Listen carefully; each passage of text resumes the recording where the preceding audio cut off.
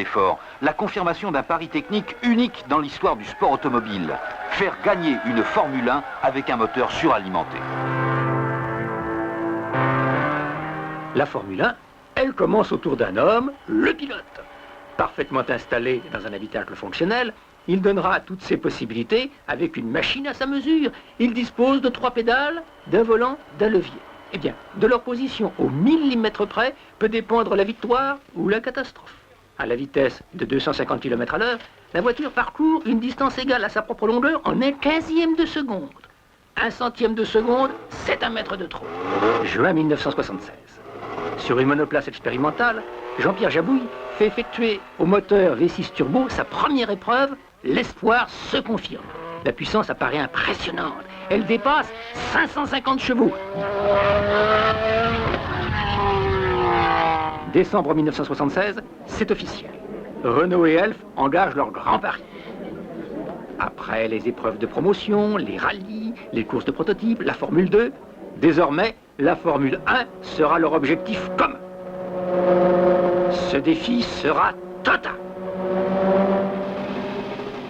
Défi total du châssis au pneumatique en passant par un moteur suralimenté par turbocompression. Une solution qui n'a encore jamais été appliquée en Formule 1. Il s'agit de créer une voiture 100% française. Pour tous, c'est le commencement d'une longue, d'une difficile aventure technique. Tout est en effet nouveau, tout est à inventer. L'automobile aux limites de l'impossible, elle fait appel à la recherche fondamentale. L'ingénieur se tourne vers les physiciens, les chimistes, les électroniciens. Le carrossier consulte les spécialistes de l'aérodynamique. Le mécanicien doit retrouver la précision, la patience, le geste, le savoir-faire des maîtres artisans. Il s'agit de concilier légèreté, souplesse, solidité. Par sa technique et par les matériaux employés, la construction du châssis coque relève de l'aviation plus que de l'industrie automobile moderne. Toute la puissance du moteur, toutes les contraintes mécaniques s'appuieront sur cette structure qui représente moins de 10% du poids total du véhicule. Pour trouver plus de 520 chevaux dans 1500 cm3, la cylindrée d'une voiture de tourisme, pour obtenir l'équivalent de 3 litres par suralimentation, il faut dépasser l'industrie conventionnelle. La circulation accélérée des gaz, la très haute température, près de 2000 degrés au cœur du cylindre. Tout cela exige une métallurgie qui soit d'avant-garde, un usinage, une finition, un montage irréprochable.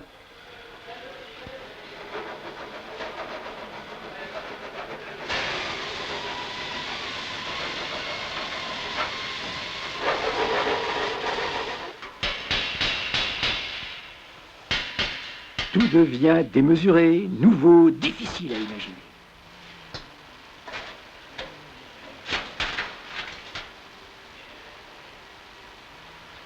Lorsqu'un moteur tourne à 12 000 tours, il faut chaque minute commander sans erreur 288 000 ouvertures et fermetures des soupapes.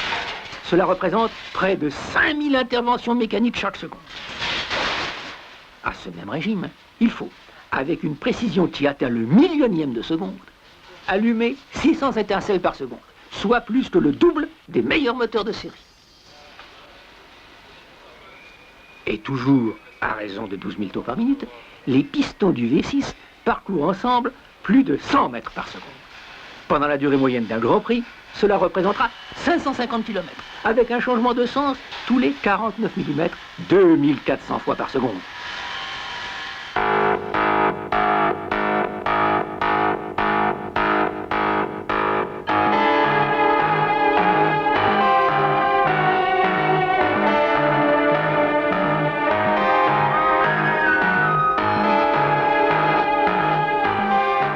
De nos jours, un moteur et un châssis, aussi performants soient-ils, ne suffisent plus pour gagner. Un troisième facteur essentiel entre en jeu, l'aérodynamisme.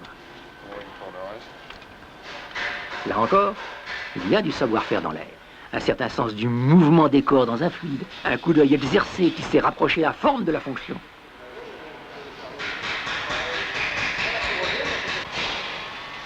D'abord, les lignes principales du premier carénage sont déterminées. Puis, on affine les contours, les volumes dont dépend le meilleur rendement aérodynamique. Enfin, l'automobile carrossée est étudiée en soufflerie. Bon, alors 38. Idem 27, bêta 0 degré. Arrière 4e coupe, équerre 1 cm sur capot avant.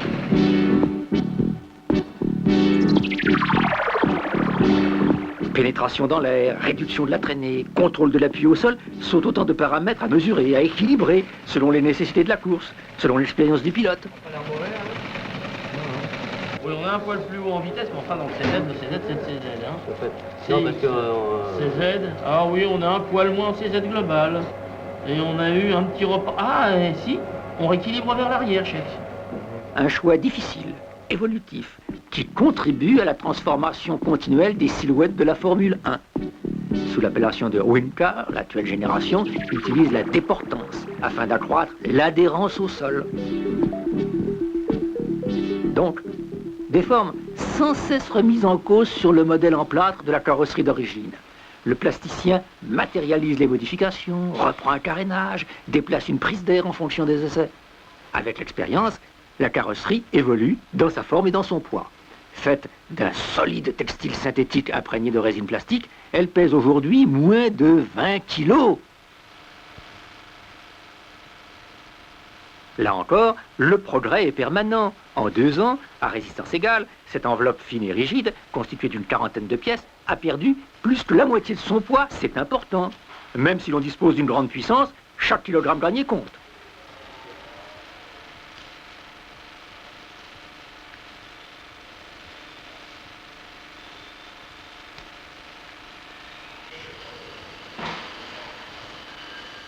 Mai 1977, la F1 Turbo RS01 fait son entrée officielle devant la presse automobile. Les spécialistes sont enthousiastes et ils sont perplexes. Le doute, c'est surtout le turbo en Formule 1. Pourquoi pas un moteur atmosphérique? Ce moteur, qui est déjà un moteur bien au point, il en a des millions de construits, a quand même un inconvénient, c'est qu'il rejette en pure perte dans l'atmosphère des gaz qui possèdent encore une certaine énergie. Les ingénieurs ont eu l'idée de récupérer ces gaz d'échappement. Pourquoi faire? Eh bien, pour entraîner une petite pompe, une petite turbine, qui, mue par ces gaz d'échappement, va entraîner un arbre avant de s'échapper dans l'atmosphère. Eh bien, que va-t-on faire de cette puissance qui est sur cet arbre? Eh bien, avec cette puissance, on va entraîner une autre pompe, un petit compresseur, que vous voyez ici, qui est entraîné donc par le même arbre, qui est coaxial. On va entraîner un compresseur qui va aspirer de l'air dans l'atmosphère, le comprimer, et cet air comprimé, on va le ramener dans l'admission du moteur, c'est-à-dire que le moteur va avaler de l'air comprimé. En avalant de l'air comprimé, et si nous dosons l'essence en proportion, ce moteur sera plus brillant, plus performant. Avec la technique du turbocompresseur, on a d'une part récupéré de l'énergie qui était gaspillée, et d'autre part, par l'intermédiaire de l'air comprimé par le compresseur, on a rendu le moteur plus brillant. Deux notions, donc, économie et performance des moteurs à turbocompresseur. Alors, dans la pratique, un turbocompresseur, c'est cela. Alors, vous reconnaissez à gauche la partie turbine, avec l'arrivée des gaz d'échappement, qui entraîne cette petite roue avant de s'échapper. À droite, la partie compresseur, avec sa roue, entraînée par le même arbre, l'admission d'air et la sortie d'air comprimé vers le moteur ici. Dès 1907, Renault avait suralimenté un moteur. La compression avait été étendue à la haute puissance et fait la renommée des autorails français. Toutefois, une partie de l'énergie était prélevée sur le moteur jusqu'à l'apparition du turbocompresseur. Sur camion, le turbo résiste à 250 000 km de trafic. Il permet à puissance égale une économie de 10%.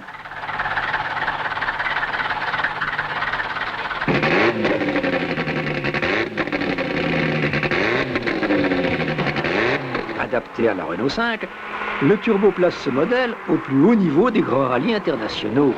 Commercialisée, la voiture sera la plus rapide des petites européennes de série. Associé au moteur de base V6, champion d'Europe 77 de Formule 2, le turbo prouve avec éclat ses aptitudes sportives en remportant les 24 heures du Mans 78. En Formule 1, confrontation au sommet de la compétition automobile, le progrès et l'invention technique font la loi chez tous les constructeurs. Pour Renault, les difficultés de mise au point sont en rapport avec l'ambition de ce projet. Ce sont 25 000 km sur piste, sans compter les grands prix qui auront permis de maîtriser ce puissant, ce tout nouveau bolide confié au pilote d'essai Jean-Pierre Jabouille. Il s'agit d'abord de créer une nouvelle conduite qui tienne compte du temps de réponse du turbo et de sa puissance. Il faut partir, s'arrêter des centaines de fois, souvent après un seul tour de circuit pour un petit tour de vis. Passer des heures de mécanique au stand dans le camion atelier. C'est mieux qu'on essaie de remettre la puissance normale du moteur pour les Tout températures. est étudié, apprécié, mesuré, enregistré.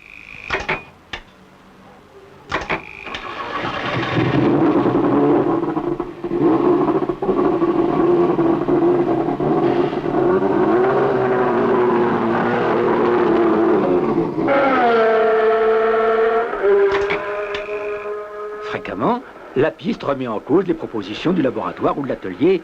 Les résultats, en effet, sont incertains. L'équipe doit apprendre vite à faire face aux difficultés, à surmonter l'amertume des échecs. Tu freines plus, c'est ça le problème. Hein? Quel est le problème? Le problème, c'est qu'à l'heure actuelle, je rentre trop vite à l'heure actuelle Oui. dans le virage, Oui. et le freinage n'est pas très bon. Un arrêt sur 1 seconde et demie, c'est 1000 km. 3 fois la puissance du moteur à faire supporter par les freins.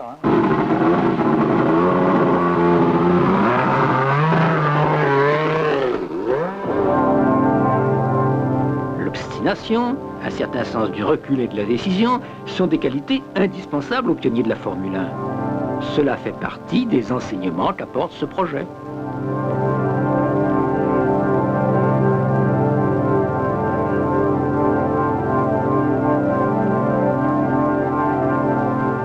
Deux tiers du temps sur la piste, un tiers au banc des essais, cela pour chaque nouveau moteur. Un Grand Prix, c'est plus d'1 million de tours sans aucune défaillance. C'est un turbocompresseur qui tourne à 100 000 tours minute et qui supporte 800 à 900 degrés. Second moteur de la compétition, l'imagination. 6, 8, 12, voire 16 cylindres, tout est tenté pour gagner de précieux centièmes de seconde. Prise d'air surélevée, aileron avant et arrière, prise d'air latérale, spoiler, stabilisateur mobile, 4 roues motrices, puis 4 roues directrices.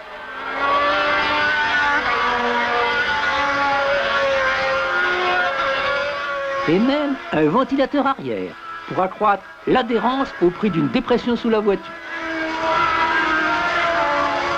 Toujours à la recherche du meilleur appui, la coque devient une aile renversée.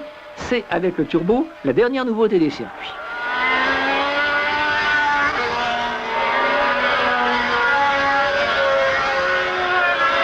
Dès 1979, tous les constructeurs adoptent cette formule aérodynamique.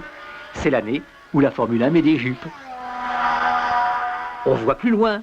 Sous le numéro 15, la RS10 sera l'auto du second souffle, celle du double turbo.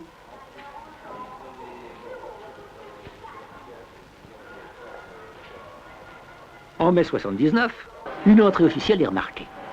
Nouvelle silhouette et nouveau pilote, René Arnoux rejoint Jean-Pierre Jabouille. La grande rencontre a commencé bien des années auparavant avec les formules de promotion Renault Elf.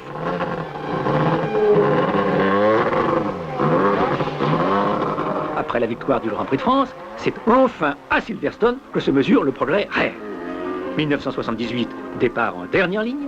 1979, départ en tête de René Arnoux, qui terminera second au Grand Prix de Grande-Bretagne.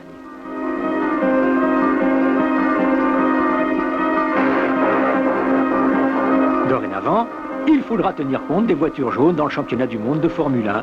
Les pionniers du moteur turbo suralimenté font des adeptes. On y songe chez Ferrari, Alfa Romeo, BMW et même Ford Cosworth, qui motorise encore les 2 tiers des Formules 1. Avec Elf et Michelin pour partenaires, la première Formule 1 turbo du monde a dépassé le cadre de la compétition. Au-delà de l'exploit sportif, de la renommée internationale pour son protagoniste, ce projet est une école de dynamisme. La course a stimulé les études, elle a développé l'esprit de collaboration, elle a entraîné dans son sillage plus de 130 fournisseurs.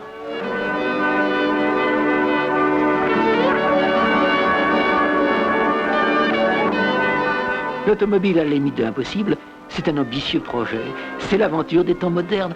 C'est d'abord le plus judicieux des investissements industriels, car elle constitue le laboratoire des nouvelles technologies dont bénéficiera la voiture de demain.